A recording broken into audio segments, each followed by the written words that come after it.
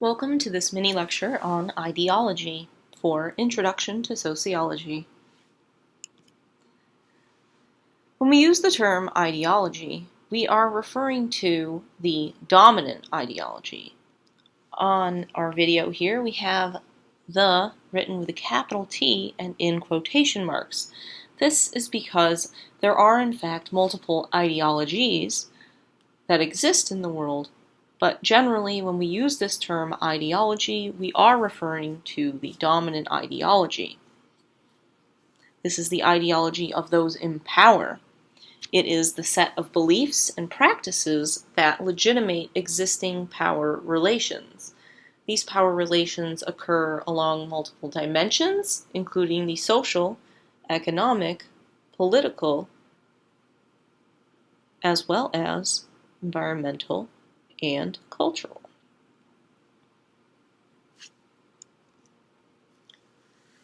Ideologies are very powerful.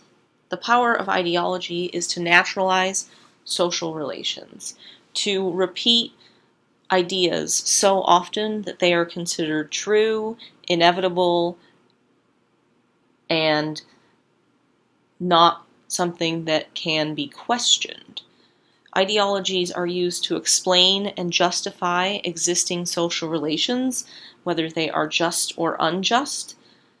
And in these explanations, we find that alternative explanations are written out of existence, that are made invisible. In this sense, ideologies are used to control and subordinate. The dominant powers that be control and subordinate anyone that does not fit the typology of those that belong in the dominant social group. And when those powers are questioned, alternatives are deemed something that will negatively affect society. And so two key periods that we know are ideas of terrorism. Terrorism is this emotional appeal that tells us we should not think about why someone would engage in an act that is considered terroristic. Communism is another emotional appeal that ideological powers rely on to control and subordinate, because communism is something that we don't bother to study, we don't bother to think about it, we just simply agree and make this naturalized assumption that it's bad. Now, in sociology, we don't make value judgments about what's good and what's bad, but we study the way people perceive things to be good and bad, and we look for those explanations and those justifications. And so when we think about Karl Marx, we are taught to associate Karl Marx with the idea bad. We're taught to associate Karl Marx with communism. But Karl Marx did not study communism. Karl Marx studied capitalism. From a historical perspective, from a materialist perspective, from a scientific perspective. He looked at what is organizing society. And he looked at commodities, and he said, these are very interesting things, this commodity, this thing you can buy and sell. He said, that's not what a commodity is, though, but that helps us to understand what a commodity is. Because where does the price of a commodity come from? How does a commodity get to my hand? And he looks at labor, and he analyzes labor, and he says, well, how do we pay labor? And so then he says, well, we pay labor based on a time. But then labor is intensified where the factory owner will say, work harder, work longer hours. And so more will be taken from the worker through harder work and through longer hours than is paid to the workers, because the rate at which the worker is paid is based on concrete identifiable time, an hour, an hour, an hour, and production might make 1 coat per hour, or it might make 5 coats per hour. And so with that intensification of production to produce more in time, you get higher profits. Anyway, this was a very dangerous idea. This idea that we would study how labor is exploited to create profits that accrue to the factory owners or the owners of the means of production or the haves in society. And Marx, he was a communist, and he was part of the Communist Party. And that may be true, but those are political affiliations, not talking about the system of capitalism. But those political affiliations were very dangerous because what communists advocated was looking at problems, not in terms of the economy, but looking at problems in terms of how people experienced their lives. Did they go to school? Were they being taken care of in terms of their health? Did they have clean water? Really practical places and ideas, and looking to change those by changing how we relate to one another. Now, this was a political endeavor, which is different. But that communist participation led to Marx being contracted to write the Communist Manifesto. The Communist Manifesto's purpose is to tell the working peoples of the world, working classes, people that work for a living, the have-nots, telling those people what organized their lives and why they lived the way that they did, and helping them gain a consciousness of the social relations that explained why they lived the way they did. And then they, on their own, were to come to the conclusion. Of course, there's a lot of flair in Marx's Communist Manifesto that would help spur them along, but they would come to their own conclusion that, yes, this describes my life, and yes, I want to be a communist, and let's join this political party and create social change. And for this, Marx has been eternally demonized by the powers that be. Ideology is a very powerful thing, and people often think that Marx equals communism, but Marx actually studied capitalism. Ideology is powerful. Speaking of class relations, let's discuss how dominant ideologies shape the way we perceive affluence and poverty. Why are the rich rich and why are the poor poor? Dominant ideologies explain affluence and poverty in really simplistic ways. These simplistic explanations are things like, oh, the poor, they're just lazy. The poor are lazy, they don't work hard, and they have too many babies.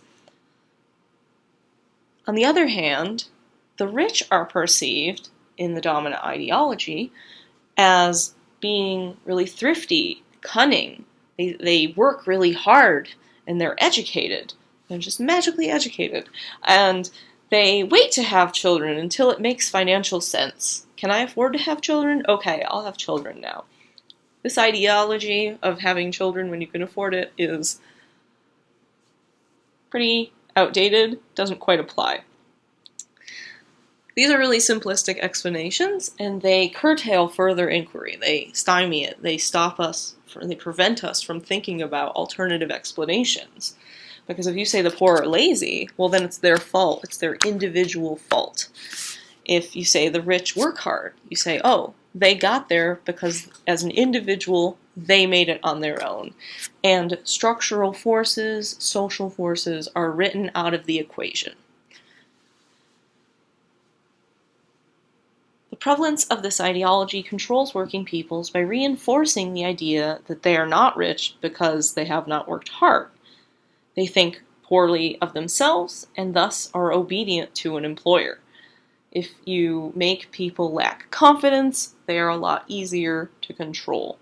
If you take the power away from them by way of not allowing them to know things, taking education away from them, shaping education in a way that makes compliant workers, then it makes it really hard to, quote unquote, work hard to get ahead because you don't have access to the resources that you need to get there. Which again brings us to individualism as a dominant ideology. Individualism is the belief that freedom is defined as the individual at the individual level, and people are naturally inclined to act in their individual self-interest. I'll give you $1 million to kill your mother. Individualism would say, yeah, I should do that. Laissez-faire capitalism, sure. But we know that people don't act that way because the dominant ideology is just an ideology. But it emphasizes the rights and the importance of the individual self. And this is a particularly dominant ideology in the United States, arguably the most dominant ideology in the world when it comes to individualism is in the United States, where various expressions of individualism exist in the United States culture. We have the American spirit, rugged individualism, this idea that there was a frontier and these individuals went and eked out a living on the frontiers of civilization. P.S. People already lived there. Back to our subject, individualism. This notion that liberty is defined by how much money you have, by your ability to take care of yourself, notions of self-reliance. And we have phrases like pull yourself up by your bootstraps, work hard to get ahead, every man for himself. All of these ideas are associated with individualism.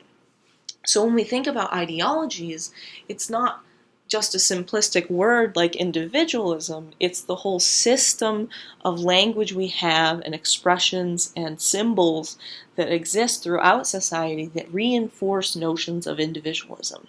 You could, for example, think of sports. Competitive sports.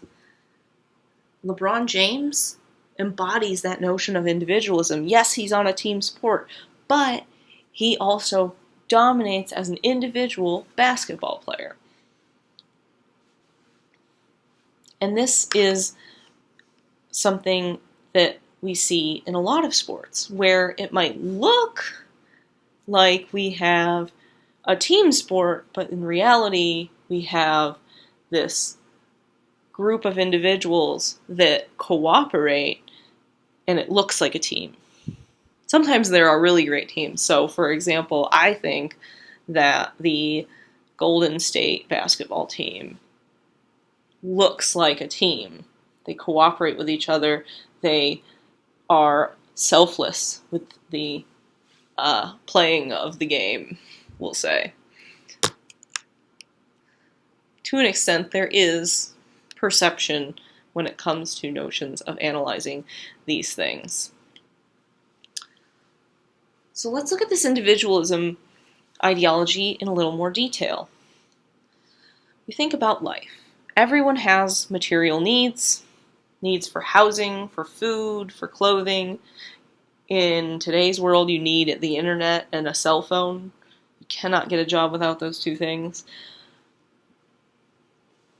And in order to obtain those material needs, you have to have money, because we live in a society that doesn't accept trade. It doesn't accept goods in kind.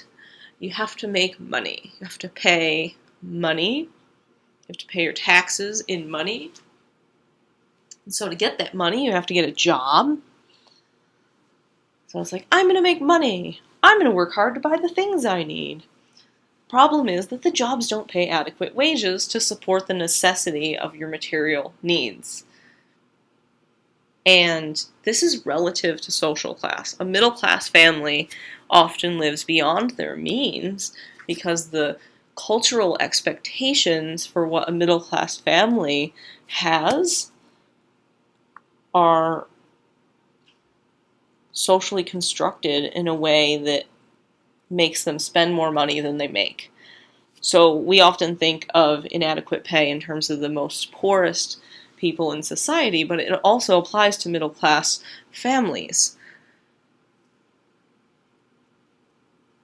And this mismatch between wages and needs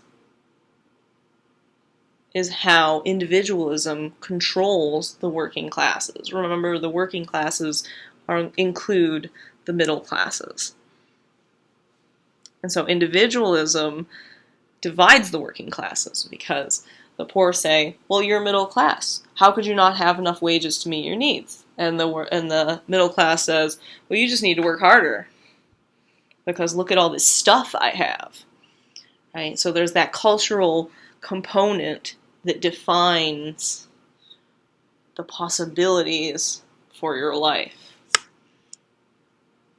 So to conclude this discussion of ideologies, remember we are talking about the dominant ideologies and how it serves as a form of coercive social control. Ideologies are ideas when it comes down to it, but they are enduring ideas that structure and control. They structure our social relations, they tell us what is acceptable and who we should interact with and how to act in certain situations. But more than that, they are forms of power in operation, coercive power.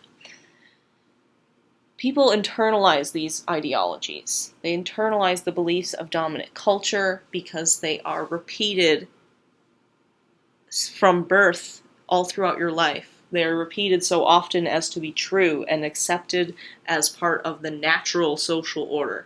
They're not natural because they're socially constructed, but they are thought to be natural by most people in society. So the difference here is the difference between a sociological understanding of the world and an everyday person's understanding of the world. The everyday person is going to say, oh, it's just natural. The sociological understanding is, no, that's not natural. That's actually socially constructed. We can explain it. Here's a concept, ideology. Everyone has agency. You can always break out of the system. You can challenge the system. It's very hard to challenge the system. You will encounter a lot of resistance, and it can have negative impacts on your life. But it can also be very humanizing and self-actualizing to bust out of the ideology and create a more positive social world for yourself where you have more respect for yourself and society in turn will develop that respect. And so concludes our lecture here on ideology.